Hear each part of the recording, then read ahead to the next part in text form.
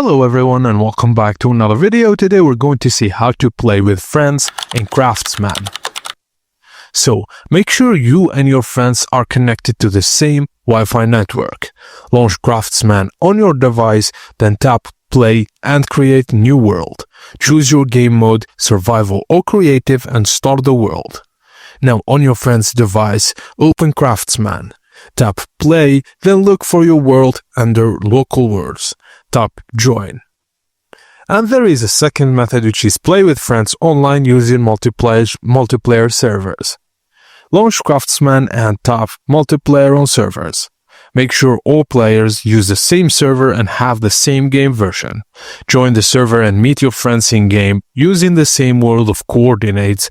Just note that Craftsman is not the official Minecraft, so features vary by version. Online multiplayer may require a stable internet connection and permissions enabled in app settings. And that's it, guys. As simple as that. Thank you for watching, and please don't forget to like and subscribe for more tips and tricks like this.